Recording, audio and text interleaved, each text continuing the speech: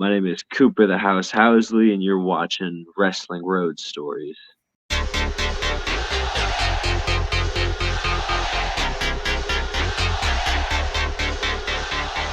All right.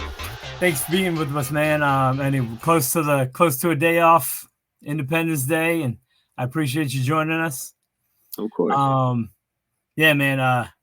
Enjoyed you from the first time I saw you, which one of the first times I saw you, I want to say was actually at Asylum Pro. I knew of you before that, of course, because me and your wife are friends.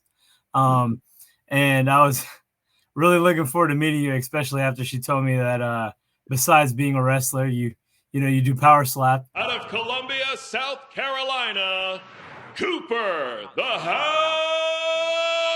Housley. I'm one. He's done.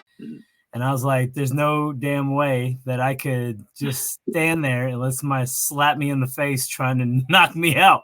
So I was like, I got to definitely meet a dude that's, got some balls like that. So let's go into what we normally do. And we'll just start off with give me what you would believe is your worst road story. Oh, God. Worst roast. So I'm on the road constantly for just like different stuff between work, wrestling, slap. Am I going for just worst general road story or worst specifically wrestling? We usually go for the worst wrestling story just for the fact that, usually it involves potentially other wrestlers or even just you trying to get to an event. But if one of your other stories would be worse and more entertaining, then I'm good to break the rules.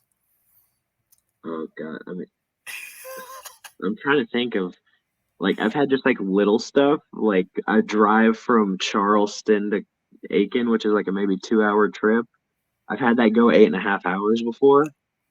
We, I sat in. I was leaving Gail's old apartment, and I was like, I'm gonna hold it out. I have to be at work at.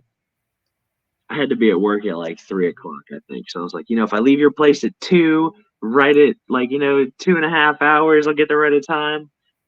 I'm like, oh, okay, this looks like a little wreck. We'll just pull up and sit here, and I call my boss. Might be 5 minutes late, might be 10 minutes late. Sitting there at 2 hours, I'm like, all right, we haven't moved an inch. Called my boss. I was like, I don't know when. At this point, I was like, it's been 2 hours and we haven't moved. And I was like, they're like, oh, okay, thanks for, how late are you gonna be? And I was like, right now it's just a little bit. We're fine. Yeah, I was supposed to be there at 3. I didn't get to work till like 6, 7 o'clock because it was just, I want to say it was 4.5, 5 hours before we moved just that one spot. No explanation from anybody. It just like stopped. People were like getting outside playing football on the side of the road, walking their dogs up and down along everything. We're just chilling, watching movies and stuff. And I was like, oh, this is the worst. No, that would be horrible. Now, were you by yourself? Yes. Oh, that makes it even way worse. At least if you had people with you, Yeah, and after 3 hours of not moving, I started to get low on gas. So like at a certain point, I hit that like, I can either sit here in the heat or I can sit here and run out of gas. And so I was like, this is just terrible. And then I finally get out of it just to have to go get gas and then be like, okay, I'm only running 4 hours late to work. That's crazy, man. Yeah. I hate being in traffic for 10 minutes. Or dude, I work in Charlotte and it's like should be a 45-minute drive, but it takes about an hour and a half. And even that little bit of traffic will like irk me, like almost road rage irk. So I couldn't imagine being in anything for 8 hours, especially when it would be 2, when it's supposed to be 2.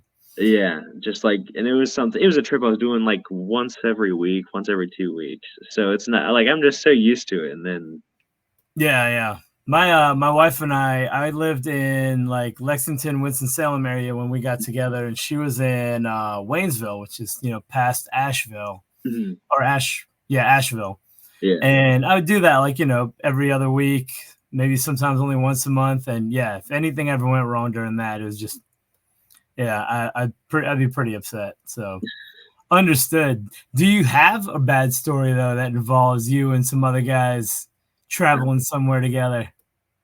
I'm trying to think of it because, like, for me, it's one of those things where even when something bad happens, usually I find the like funny part of it. Oh, So well, I'm that's sure what we always want. I'm Yeah. sure Gail would be like, "Oh, well, there was this time you did this dumb shit. There's this time you did this dumb shit. There's this time you did this. You got pulled over while I was asleep doing this." And I was like, "Yeah, I thought it was kind of funny." So it's I all hear you. Let's go with your best road story. yeah, oh, best trip. I'm like, I have fun on everything. Like every time I get to go on a trip, it's a dream come true for me. But probably one of ours to Pennsylvania. Yeah, so I was riding with Gail, Jasmine Howe, and Taylor Zebin, and we all went to. Was it just one show we did that weekend? I feel like we did AXW, and then we went to Pennsylvania, and then we went to Maryland. Oh, and Jasmine. Yeah, I'm pretty sure Jasmine's told that story before, where we went and bought her. We went to Pennsylvania for a show, and that was about an 8.5 hour drive. And then from there, we went to a show in Baltimore for CCW. And that was the story that Jasmine's told before, where Jasmine got so destroyed at a show where I don't know how much detail, but we were sitting there watching a tag match, and it was Zuka King and TJ Boss were wrestling. Might have been Golden Era, some team from the Northeast. And Jasmine, I just look over at her at one point. Her eyes are like half closed. She's leaning out. She goes, "When the hell did they book Jamal the Titan on this show?" We're like, "What are you talking about?" And she's like, "Why is Jamal just standing there?" And I was like, "Who does she think?" And I was like, "Do you think TJ Boss is Jamal the Titan?" And she's just destroyed. She's like, I guess that is TJ Boss's." And then I was like, "Oh my god, he rode up here with like in one of the other cars." We came up in two groups. There was our group, and then there was the group TJ. I was like, "How did you not know that this was part of the?" Oh god, That's and so what's really funny about that, man, is the last WrestleForce I went to, I made that error. And I was like, oh, and like I took so much shit for doing that because I was like, I knew better. And it just happened, and I was like, son of a bitch. Like, yeah. So, that's good stuff. yeah, and we ended up like that was fun. We got to go hang out up there. We got to go look at like a few sites and hit some sandwich shops and stuff before we ended up running to DC for CCW. Those were always wasn't It was Maryland. Maryland. Well, we were the show was in Maryland. We went to DC, just outside of it, to stop and grab food and stuff. But yeah, Gail was never a fan of those trips like that. Oh man, dude. I mean, I love road trips, but I hate driving. Like, I mean, and most of the time I'm the driver because I mean, in my household it's me and me, the wife, and the kids. So I'm it's yeah. complete opposite. Like I've done trips to like South Carolina to Colorado. So these like 25, 30 hour trips. And I'm like, just let me drive. Just let me drive most of it. I'm either sleeping or driving typically. So I try to drive as much as I can just because it keeps me busy and I don't sit there and get bored and sit there and watch. I'm like, okay, well, we got 4 hours. That's groups of 2 minutes. And if I do, this many times, and I always end up doing that shit if I'm sitting in the passenger seat. Oh, I hear you. Yeah, no, I mean, so on a road trip where I know I'm not the only driver in the car, it definitely helps, right? Because then we can always swap out and it gives you a reason. And then, of course, if I'm ever doing a trip like that, I'm with my buddies, right? And I'm like, it's just going to be a good time regardless. So, I'll do the one where I'm like, yeah, we'll just all take turns. I'll just take first shift and then I'll do the whole trip. Like, I'll just drive it by myself. And I'm like, yeah, this was fun, guys. Thanks. I hear you. All right, so before we get into the questions, man, I know it's been a while back since it happened now, but and I don't want to disrespect him. So what was the guy's name that you knocked out in your last That was Stevie Ray Payne. He had Yeah. the ultimate pro wrestling name, which I thought was hilarious because it's like Yes. I was like, And you came in just like 6'3", 265, like just this big, jacked, most perfect wrestling name. He entered to Stone Cold's theme song. So I'm just like chilling, waiting on my music to hit, and I hear the glass break and everything, and I was like, oh, that's wild.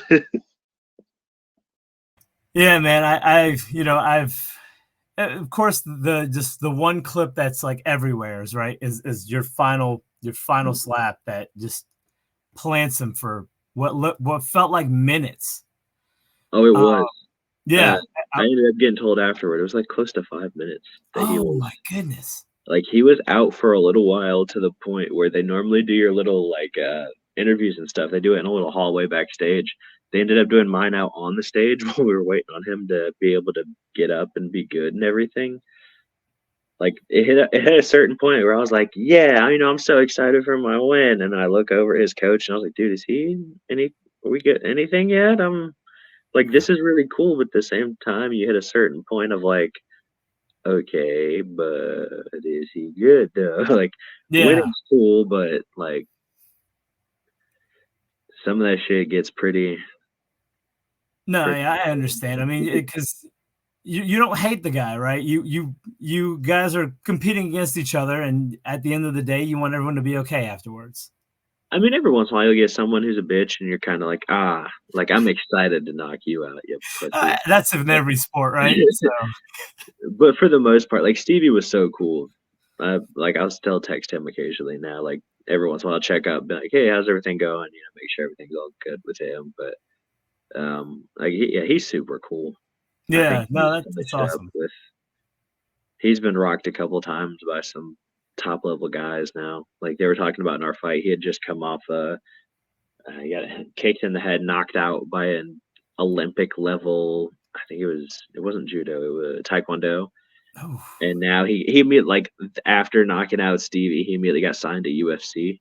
So he just and he went and won his first couple fights there. So now he's like so those things where the people that he's been like rocked by are no joke. Like he got knocked out by Nate Bernard at a power slap about a year ago, and so just a couple times in a year for him, he was like, "Yeah, I think I'm good on this. I'm gonna stick to more like jujitsu and grappling and stuff." And I'm like, yeah, I don't blame you. Like, I hear you. Yeah, but you got that's a tough thing to do, man. But yeah, I finally got to like to watch the whole thing, like slap mm, for slap, and I mean that was wild, dude. Like when he hit you the first time, and I was like, my only response because we're beard guys is I was like, you had some protection there, man, because he he hit the shit out of you, dude. I was like, wow. yeah, Stevie hits hard as fuck. That's that's the thing I was trying to tell people afterward, and I was like, do not let me discount how hard this man swings.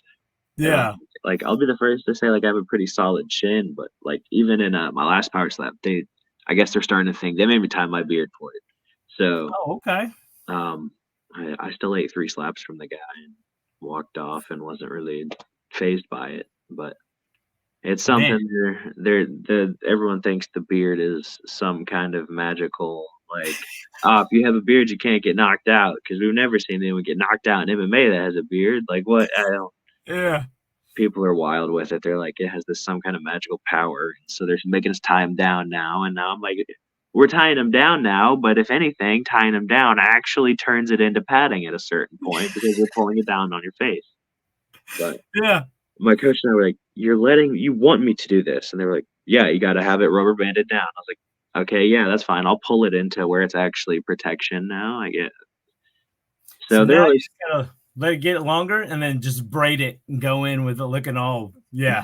that's what I feel like's gonna happen. I'm like, but at the same time, they had like a crazy Hawaiian slapped on the card with me, and his is out to like here, and they didn't make him tie it. So I was like, "Are we? Is this? Are we just fucking with me? Like I don't did I piss someone off and now I have because like they didn't even let me make it out for my fight before like, oh no, you're gonna have to tie that up. That's too long. And I was like, oh, okay, that's fair. And I'm watching other guys with longer beards than me fight with them just free, and I was like, I'm not even mad I had to wear the tie, but like, fuck you guys for not having to. I don't know what to. I Yeah, man, that's wild. Now you have another one coming up at the end of this month, right? End of July? It was a week ago. Oh no, was it June 27th and not Yeah, July June 27th? 20th. Like I said, I just got back from it. Yeah. Okay. No, that was the one. My face is way better off this one. I can send you a picture I took directly after the fight, but he Oh, did. He's a state champion powerlifter. I thought Stevie hit a hell of a lot harder, but I don't want to then that's not me trying to be disrespectful. That was me yeah. just like, oh, okay. I don't know that I could have stood there and took a third one from Stevie like that, but I took 3 from a dude named Logan Greenhall pretty easily. So Okay. Has that oh man, I was gonna try to watch that one. So has that come out yet? No, no, right? it's It's gonna be out for a bit. they just love the disrespect rolling my way. They kept me on the early prelims. It's fine. I I fucked got you. myself out of the win in this one, so It's all right. it It's is all what it right. is. Yeah, I mean, it'd be great to say you can win them all, right? I mean, I haven't lost one yet, so I'm chilling with they, that oh, one. okay. Well, there we go. There we go. Two That's and awesome, man. 2-0-1 right now. All right, man. So let's get into the questions. This is always fun. What is your go-to place to eat when you travel? Definitely Sheets. Yeah, like anytime we hit north of Charlotte, if we're south of Charlotte, I'll just kind of stop wherever I can find. But like once we hit like an hour north of Charlotte, it's like all right, cool, Sheets. Nice, nice. Yeah, I need to start tallying these, man. Like I think you're episode 33, Mhm. and it's either Sheets, Wawa, couple of Bucky's, or Waffle House. So I need to start tallying this stuff up and like putting out. They all have their pros and cons, and like except for a Wawa, which is nothing but cons. Um, That's just me. I hate Wawa. I've never been to a Wawa and been like, this was a good experience. Like this was some good food. There was one time I went with Brett Wolverton, and Brett Wolverton, if you want to get him, eat it, bring up Wawa. I was just, we were chilling with him. It was one of the Keller car trips, so there was a good bit of us. There's probably like 8 of us in this car. Brett's waiting on his food, and I was like, he's getting his food last. I'll sit with Brett. 5 minutes go by. I'm like, we kind of got our food pretty quick compared to 15 minutes go by. I'm like, Brett, your stuff. What do you order? He's like, it's not. And Brett at this point, it's like, dude, I'm a big guy, but I ordered food for one person, not for 4. Like, I promise, it's not like I sat here and ordered. He's like, I ordered this one meal, and it's like 30 minutes later, and I just went up to the front and I was like, hey, do y'all have the like what happened? They're like, oh, we already put that out. You didn't because the guy's right here, like next. That's it. Showed him his receipt. I was like, you didn't put this out. And they're like, no, we put this out. And he was like, I don't know how else to prove to you that I'm standing here without my stuff. I don't know. So we ended up waiting like 45 minutes just for a single meal for him from Wawa. So now anytime we ever go near a Wawa, Brett, you can just see it in his face, is getting pissed. He's like, all right, cool. Where's the closest Sheets? Nice. I'm definitely gonna be bringing that up. Hoping he'll be there at. I'm gonna try to make WrestleForce this month. I'll actually be driving back from Florida that day, so I'm gonna try to leave early enough to just coast right into WrestleForce. All right, man. So next one is a 2-part question. Who was your first favorite wrestler, and who is your current favorite wrestler? It could be the same person, but so I know over time everyone can change it up. So Right. Obviously with my big build powerhouse, clearly my favorite wrestler growing up was Jeff Hardy. Obviously had to be Jeff Hardy and Rob Van Dam. So my big ass growing up was like, yeah, I'm gonna get bigger. I'm gonna fucking wrestle, do all these flips, do all this crazy stuff. Then like the first time my big ass tried to do a flip, I was like, oh no, I'm not gonna do these things. But they're still even to like this day. If I go watch some old Jeff or old Rob, it's cool to watch. You'll see stuff them like that they were doing that back in the day that they do pretty like often. That nowadays someone busts it out occasionally, and everyone's like, "Oh my god!" And it's like, "Oh, that's old Rob Van Dam. We love old Rob Van Dam." But if I'm going now, it's harder now because I feel like once you get into it, it's harder to respect people as much because then it's like, oh, he's a great worker, but he's a dick and he doesn't wash his hands after he uses the bathroom, kind of stuff. Like he's just like fuck that guy. Like I love watching Evan Bourne wrestle. Evan Bourne one time turned the lights off on me while I was trying to take a shit in a Hardee's, and so now we got heat with Evan Bourne forever. And it's just he's really cool. But I was like, I just came out of the bathroom. I was like, so who fucking hates me? And he got like real quiet and just like wouldn't own it. And I was like, Matt Sydal, I know, I saw your shoes. You're the only one with those crazy looking ass shoes. I know it was you who turned the light off on me at this. And like I'm looking at him like, so does anybody know who? And it just quiet down.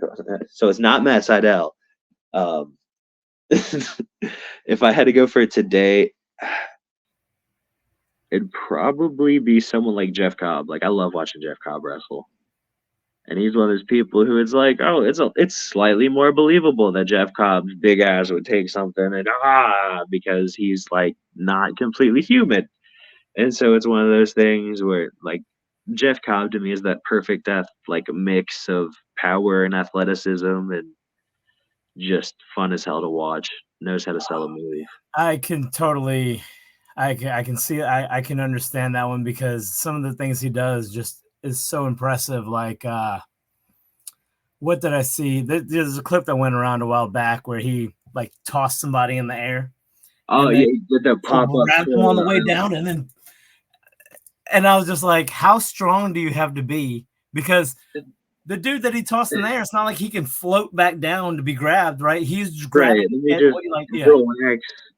That's one of the things that people are like, oh yeah, he was an Olympic wrestler, and it's like he was also, I don't know if he did in the Olympics, but he was like like he's a Olympic level power lifter and wrestler. So yeah, he's like insanely strong, but he can go, and it's like the second someone gets sold, I'm like, oh, he has some technical ability. He tosses someone that's 200 pounds, 6 feet in the air, and it's like, hey, surprise. That's like, just people that can do stuff like that. It's like I used to be a huge fan of Hernandez, like TNA Hernandez, Supermax. Used to love me some Hernandez. Stuff like people that can mix both well, or like that stuff's always been crazy to me because like Hernandez would pick up two people, hit them with a move, and then just straight vert over the top rope to the outside. Oh yeah, man, that's like one of my reasons I'm a big fan of like Brian Cage and Wardlow, right? Like we're talking about big guys who can move like small guys, and like watching Wardlow do a whisper in the wind, I'm like, really? All right, so the next one's a fun one because I definitely am interested in who the answer is going to be for this, but who is your favorite person to wrestle? Favorite person to wrestle. And if you have multiples, that is totally cool. I can't tell you the last time somebody gave me just one answer to that question. I think my top one might be just in terms of, I don't like to peek behind the curtain. If you ever watch my matches with this person, I'm just laughing through them. Like in the ring, pretty obviously at a certain point, I'm just laughing because the shit cracks me. It's Savage Kincaid. I absolutely adore working matches with him because I can just kind of do whatever I want. And half the time, I'm just trying to make him laugh. And all I'm getting back is a nom nom, and then he'll hit the shit out of me. And I'm just like, oh, okay, cool. You fought Savage at RWA the last RWA event, didn't you? Or no, you guys were all in the Battle Royal together. Oh yeah, I think I've wrestled Savage probably more than anybody I've wrestled in my career though. It's one of those things where anytime I hear I get to work with him, I'm like, yes, I don't have to do a damn thing. All right, I'll see you in the ring. Have fun. Like, dude, I need to catch Savage out of character, which I'm hoping to do that at the next RWA to get him on here because his whole setup, I love it, man. It's just so fun.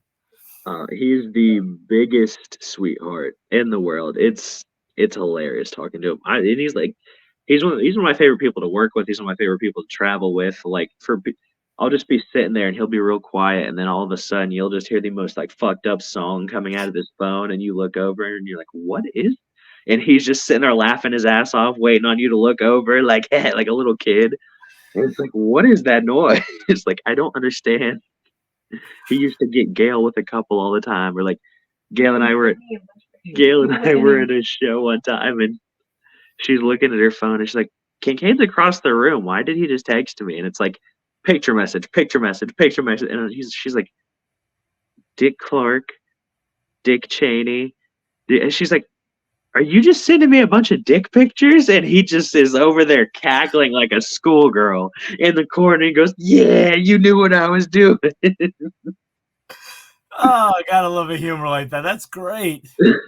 And I was like, this is just so, we just got here. How did you, what, did you just have this ready for us to get here? I don't, but he's one of those people that anytime I get to travel with him, anytime I get to work with him, it's always a blast. I love it.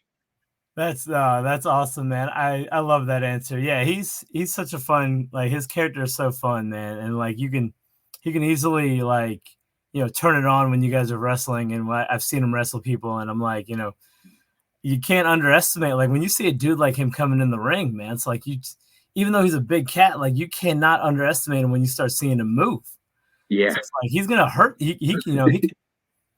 if he loses, you're like, wow, that's I'm impressed he lost, because his whole character vibe is just awesome, man. I love it. I mean, when your own manager is afraid of you, like Right. like yeah, it's good stuff.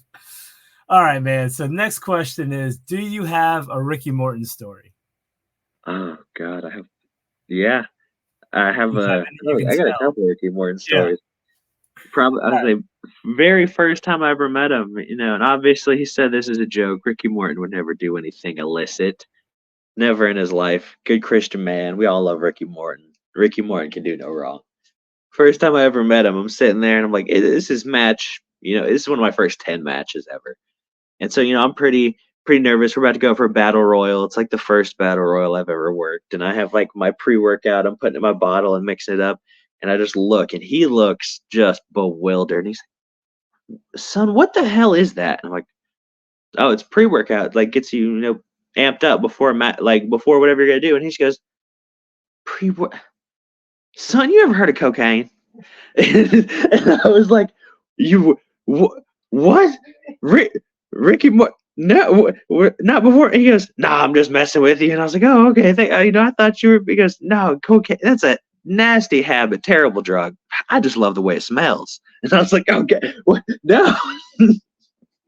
And that's like one of his go-to lines to mess with people. Anytime he sees someone, like I've seen someone will have like the weightlifter chalk with him, and he'll just, you bringing an 8-ball into the locker room in 2020?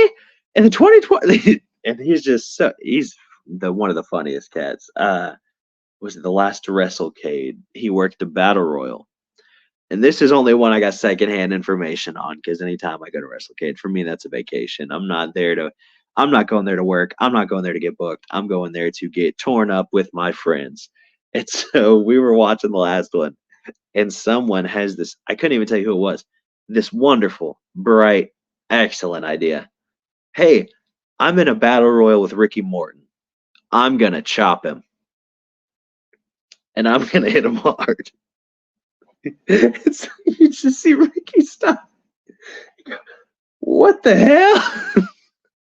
And grab Silas Mason's big ass. Silas, this motherfucker just chopped me. It just threw him to Silas. And I just get texts later from one of the referees working, dude, Ricky's pissed. Who chopped him? And I was like, I couldn't tell you who it was. I don't know. I just heard the reaction was sick. Now I feel like I need to go watch some footage and figure out who got in trouble, because yeah, that's a brave individual, man. I mean, I see Ricky probably 6-7 times a year, and all I do is thank him and listen to his stories. You know what I mean? I don't think I've ever met anyone who was like, how can I get over it? Yeah, Ricky, you're you, buddy. Yeah. Oh my goodness. Yeah. I'm going to have to dig that up somehow. Yeah. I didn't record that. I'm sure I know somebody that has some. Or I can just, I'm sure you can find footage of it. I just remember one of the refs telling me that. They're like, dude, did you see it? And I was like, I saw him get pissed. I didn't see him get shot. But it makes sense now. That's why he was pissed. That's great. All right, man. Next question is, do you have a George South story? Oh, George South is one of the top dogs. He's really good dude, good coach, good. I've got to train with him like once before a show, but just like in terms of stories, anytime I see him, he loves my wife way more than he loves me at this point because it's hard not to. Especially he loved having her ref his matches, so now anytime I see him, I'm like, "Oh, George, how are you?" And he's like, "Oh, buddy, hey, how's the wife?" And I'm like, "Ah, yeah, I'm doing okay, George, but she's fine too, I guess. She's doing great. And anytime she's not, if she's with me, it's one of those, "Oh, sweetie, how are you?" And he'll sit there and talk to her for like 20 minutes. I'm like, I also hello, no, no, but he'll mess with me and stuff after. I'm trying to think of a specific story. Anytime there was one time I kind of pissed him. I in a way pissed off a lot of people on his behalf because I don't know if you ever heard the whole story of certain people getting upset with a certain cat at a show for not putting up a gimmick table. Um, I have not heard that. multiple times, and so that ended up being a whole thing of its own. And I just love starting shit more than anything. More than anything in this world, I love starting shit. And I took a picture of said cat putting up his because he's like one of the next shows I worked with him. He's putting up his gimmick table like first thing he's doing. He's like, nope, making sure. And I was like, yeah, let me take a picture of it so you can show George South what's up. You got this, dog. He was like, yeah, take a picture, take a picture. And I was like, okay. And I took the picture and put it up, and all these people start like the comments are like, why would you do this? How fucking stupid could you be? Why would you? And so George at the next show was like, I'm getting all these texts because of you. I don't even know what's going on. That situation's over. And I was like, sorry. I was like, if it helps, I just did it because I like messing with people. And George is like, well, don't mess with me, goof. I don't know why you got to drag. He's like, I'm just trying to go in the library and I'm getting tagged and stuff on Facebook. And so it was one of those things where Bob Kettler is like, but Bob also, he has all the respect for George, helps George out like when he can with the ring and all that good stuff. And Bob is like, you better go make sure that he's not pissed at you. Because if he's pissed at you, I can't help you. He's like, there's a lot I can help you with. I can't help you when it comes to George. And so I went up and like told on myself. He goes, that was you? I didn't even know who the hell it was. He's like, I didn't even know who it was. And I was like, of course you wouldn't know. I was like, but like everyone else that I'd seen at the show at this point was like, oh, have you seen George? Like George's gonna light you up. He's gonna take. I was like, George is just over there setting up his gimmick table, and I went to talk to him, and he was like, oh, why would you do that? You got me having to answer messages I don't want to respond to. I was like, yeah, that was my bad, George. I just like starting shit. Won't happen with you again. I got you. I'll make sure. You got my word. He's just like, okay, good. Yeah, I was gonna say, don't mess with George, man. I'm like, he's a national treasure. He's one of those people I've realized. Like I've worked all up and down the East Coast. I haven't expanded a lot westward. No manifest destiny over here, but all from the northernmost tip of the East Coast to the southernmost tip. If you go into a locker room, someone has a George South story, and someone has an insane George South story of like, we know that good Southern wrestling, George South, and then I'll go to like those shows up north, and they're like, "Oh yeah, we only know him from these deathmatch shows we worked with him, so this is how we know George." And I was like, "Oh, you a deathmatch George? That's dope." And they're like, "Yeah, we only worked with him when he was working Matt Tremont or when he was up here doing a deathmatch. He was down there doing stuff with Joey Janela." And I was like, "Yeah, wait till you get to watch the. You haven't seen that 25-minute promo before a match, that headlock, that." Iron Claw finish. You haven't seen it till you've seen it. Oh yeah, we were at a show in Gastonia. It was like Wrestle Star Wars. I want to say was the name of it. The Super Star Wars Wrestle. Yeah. And it was George and Bob Cook against Ricky and Tommy Rich. So, number one, 4 amazing legends in a ring, right? So I'm like all for it. And George is playing heel. So when I found out George was heel that night, I was like, oh no, we're in for it. It was a What's your time? 15-minute in the beginning, no fighting, George on the mic, everyone's dying. They're the main event, and I'm like tapping my watch, yelling at George, be like, George, we all get to go home after this match. Let's go. Yeah. And then I think it finally got to a point where Ricky kind of just signaled to him, be like, all right, man, we need to wrap this. We need to actually start fighting. But everybody was cutting up. I mean, we watch a lot of wrestling. We go to a lot of wrestling, right? So you can see the cues of everyone trying to be professional, but no one's being professional.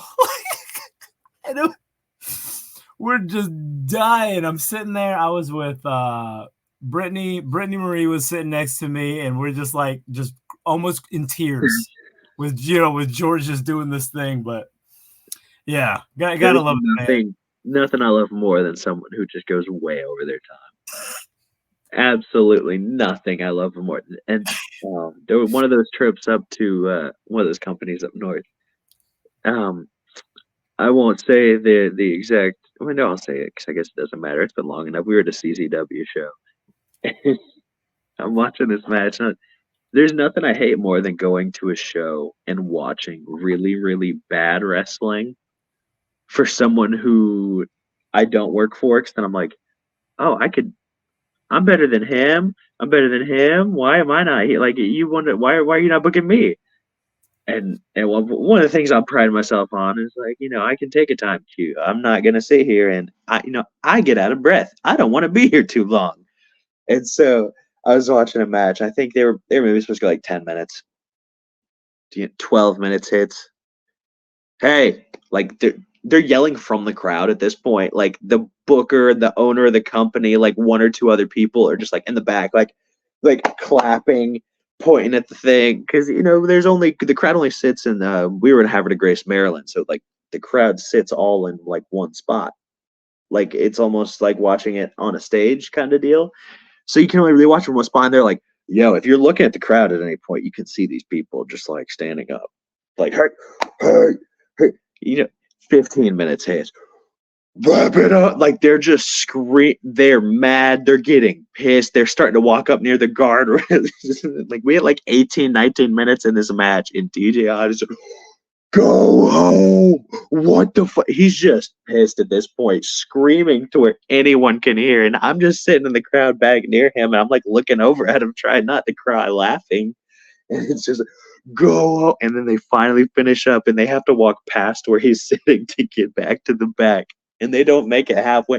He just starts lighting them the hell up. It was great. I love people who can't listen. So if that was my promotion, and I got two guys that broke, I mean, you go over a minute, I think we could survive, right? But when I start cueing you and you don't do nothing, you can expect my top guys to come out and straight whip your ass, end the match, and then drag your ass to the back where then I'm going to get to you, right? Like, come on. Like, let's be real. That's why I like working shows guys, with Bob. Right? Have them go get them. Oh, I'll work shows with Bob Keller. Bob Keller would straight up tell people, he's like, hey, if I give you a time cue and you don't listen to it, I'll just ring the bell on you. I don't really care. And he will. If you start going more than if you start going really far over, he'll just ring the bell on you and be like, oh, well, we hit the time limit. Sorry. And that's why I kind of like the idea of saying matches have a time limit, right? Like when we go to many promotions where they're like, this match has a 10-minute time limit or 15-minute, and either their goal is to hit that, or it's a great way to just allow your announcer guy to like just hit those cues. Hey, 5 minutes remaining in the match. And if you guys can't wrap it up in time, yeah, ding them. Call it a day, right? And oh, yeah. Everyone assumes that's what it was supposed to happen. Right. Lovely. And you get one of those ones where it's like, you're only 30 minutes into this 60-minute man iron match, and all of a sudden we only have 5 minutes left because they're both blown up, and wrestler A can't breathe anymore. Wrestler B started bleeding too early, and now he's about to pass out. Oh, man. All right, man. We are down to our final question, and that is, if you could only watch one match for the rest of your life, what would it be? One match for the rest of my life. What would it be? Probably TLC 2. Like there's like 2 or 3. There's one that's an old NWA TNA ladder match between Jerry Lynn and AJ Styles for the X Division title. That if you've never seen it, it's an absolutely incredible match. And I think it might even be a triple threat match. There might be someone else involved, but like the main thing that goes through my head with that one is Jerry Lynn hitting a nasty cradle pile driver off like the 6th or 7th rung of a ladder onto AJ. But I think TLC 2 is one of those ones that just kind of stands, like speaks for itself, has a decent length on it. I love hardcore wrestling that makes sense to be hardcore wrestling, and I feel like the way the Dudleys, Edge and Christian, and the Hardys were doing it kind of made sense because like that was their deal. It wasn't like it was everyone's deal. So they kind of took it, made it theirs in a big ass way, and I feel like the first one was really solid, but I like the second one a little bit more. Second one was the one at Mania, right? First one was SummerSlam. I believe you're correct. I'd have to look that up, but I do remember we had a TLC at Mania, so it had to be. I think TLC 2 was the Mania one because I want to say, yeah, the first one was on a different pay per view. I want to say, but the Mania one, the big car crash, Edge and Christian went at the end. It pissed me off because Jeff Hardy was my favorite. It was WrestleMania 17. Okay, yeah, that's what I thought. Yep. Good call on that one. Yeah, man. This year at WrestleCade, we have the T and the L. Tried really hard to try to get the C, but I don't think that's going to happen. So, yeah, I mean, yeah. And my thing is, at this point, realistically, they could. They really, like, not hard could. That's right, like, what, 30, 45 minutes from where Edge lives? And man's got 1 foot now, so. I mean, he pops up. I mean, he could still do, like, a meet and greet. That's one of those things where I feel like they could do, like, the meet and greet with the 6 of them. Oh, yeah. That would be amazing. I mean, we do have, there is going to be a package to get, a picture with the 4, with the Hardys and the Dudleys, but, yeah, I don't know. It makes so much sense to not. Yeah, it would be so awesome. I would love to see those guys come in. I would even be willing to partner with anyone to get that money put together to pay them to come in, right? I think the last time the 6 of them were together in public for people to see has probably been forever. Yeah, I mean, you'd probably have to go back to early 2000s to. Yeah, so it would be a spectacle. Oh yeah, that's one of those ones where Edge will occasionally, peek behind the curtain. Edge occasionally pops into indie shows. I was lucky enough at one of the shows where I got to see Gail referee George. It was one of the big time wrestling shows. I was lucky enough to sit there and I got to watch FTR wrestle the Rock and Roll Express. And I was like, to me that's just so cool because of 2 of the best teams ever, and it's not close. And they were getting to go at it. And then I was like, at one point, I'm like, this is history. Like, this is really cool. And I looked to my side, and I was like, the other people standing here watching this match were Matt Hardy, who was on the show, Edge, who had popped in to visit, and Scotty 2 Hottie. So I was like, I get to sit here and watch Tag Team Masterclass with 3 of the best tag team wrestlers ever. And that was just like one of those things that I don't know why it didn't immediately pop into my head for stories. It might be the getting hit in the head all the time, but I think that might be just like the absolute, just like for little kid me to think about and just be like, oh yeah, you got to watch 2 of the best teams ever wrestle, and also you got to watch it with 2 or 3 of the greatest tag team wrestlers ever. Because say what you want, they don't get their flowers enough. I love Too Cool. I think Scotty 2 Hottie is so good. He's one of those ones that I never thought got the credit he deserved. Dude, they're entertaining. Entertaining is the best word to use for those guys. As a kid watching them, or actually as a teenager watching them, yeah, it was a blast. Like, yeah, I totally enjoyed them. But yeah, and then the rest of the guys, man, I mean, yeah, they made the 2000s amazing, right? Like, yeah. So, yeah, I'm totally with that, man. What was the other one I had for you? I do have one other piece of information. I do need to know where everyone can find you.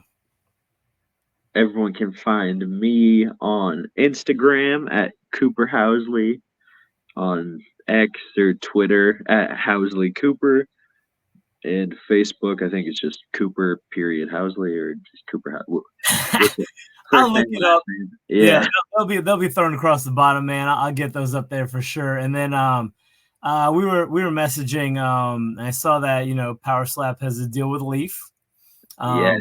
Which I'm happy for you and unhappy for me because I'm still looking forward to making you a wrestling card, and it was going to be one of those items where I'm like, hey, you should show this to the guys at Power Slap. But Leaf beat me to it, which is totally fine. They've been in this game a whole lot longer than I have. But yeah, so and I know you're happy about that because you're a big trading card guy. So I'm so excited. I ended up I just went out and did that show, went and did Power Slap 8 and signed like 450 autographs for Leaf. Something like they were basically like, hey, we have a bunch of posters and a bunch of stickers that you have to sign. So like, hey, for the next hour, you're just gonna spend like 600 signatures. Thanks. Yep, that's how they roll. It's like, oh, dope, dope, dope. This is my wrist hurts, my hand's sweaty. I hate this. Yeah, I think the one thing about that is I feel like they should break that up over time. So like, when I try to get SIGs for different card deals or whatever we're working, I even feel like 100 is a lot, right? So I'm like, hey, can we do this handful and then we'll just take a quick break, BS a little bit, and then you do some more because like if they're willing to and they have the time, because I don't want, the first 10 to be amazing. And then it's like, this is a chore. And then the signature just starts changing as you get to the bottom. It just becomes initials by the end of it. Well, I was talking to someone, apparently. I was like, God, pro NFL players, they're not pro football players. They're pro signature, like, shit signers. Because they said that they're, some of these guys in the NFL, they're getting, I was complaining about 600 signatures in a session. There's like, oh yeah, some sessions for NFL players can be like 10,000 signatures. Oh my Like goodness. you can spend a day doing nothing but like 4 and 5 hour sessions of signatures. Like it's nothing for them to just be like, all right, here's these couple hundred, here's these couple hundred, here's these couple hundred. Like it's like, oh no, thank you. Now I'm going to turn my signature into a stamp, and then Yeah, when you turn on my table, I'm just going to be like, get one of those doctor ones. It's like some of these guys, I get it. Like John Cena, if you've ever seen his signature, it's just like a little quick. see what But you see a video where he's having to sign 900 posters in a sitting, and it's like, yeah, well, I think I would do that too.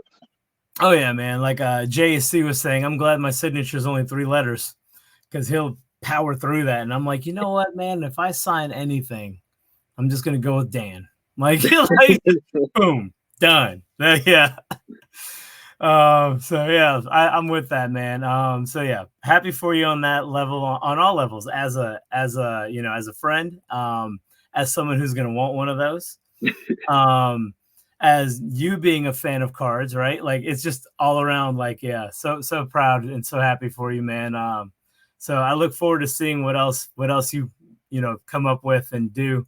Yeah, man, I'm gonna let you get back to Gail. Take care of her, man. She's she's definitely in that time frame, right? At the end of the bed, it's fine. Okay, so she's just on the other end waiting. Braxton Hicks, buddy. They are not a joke. Oh no.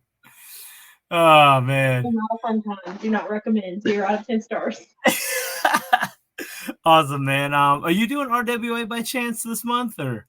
Yes, I believe so. Beautiful. So I'll see you there, man. I gotta talk to Zicky and see what he's up to. So yeah, we'll have a lot of fun there, man. So yeah, looking forward to see you guys. Hopefully Gail gets to make it, but if not, I'm sure I'll see her soon enough. Yeah, she's not risking anything more than like 30, 45 minutes from the house at this point. That probably makes sense, right? And that's High Point, so it's a bit of a trek for all of us. Yeah.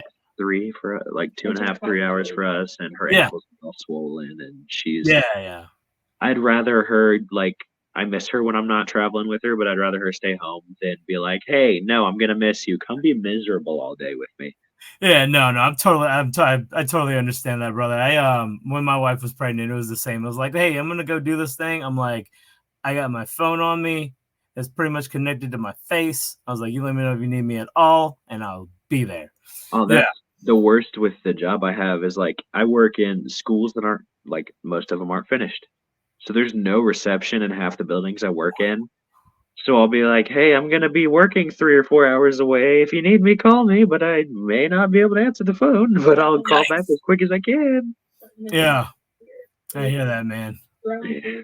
Yeah, and our daughter is bigger than anticipated, and so she's like 2 or 3 weeks ahead of where she's like what she is versus what she's growing is different. So it's Mm, one of those things where I'm like, I have a due date, but I'm sure she's coming early because she is fat. oh yeah, man. None of my boys. If my boys were carried to full term, they would all been like 9-pounders. So Yeah, I yeah, was over 10. yeah. So it sounds like she's got some Cooper genes for sure. And she was on track to get kids. She's like, I told her that like the before we even really considered having kids, I told her I was like, hey, look, one thing I tell any female that I'm with, if you don't have to have a C-section, that kid's not mine. It's I was like, it's a large because I was a 10-pounder, and I told her that I told Gail that she was like, oh great, because I was born a month and a half early and I was 7 pounds, and I was like, "Ugh."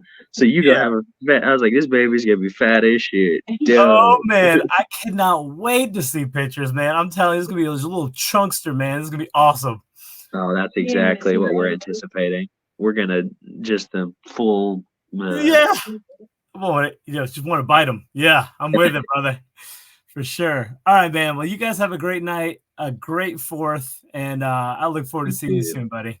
Oh Thank yeah, you for for being sure. with me. Oh yeah, so I Uh, appreciate it a ton. I've been looking forward to being on it. oh yeah, man. All right, have a great one, bud. We'll talk Yes, later. sir. You too. All right.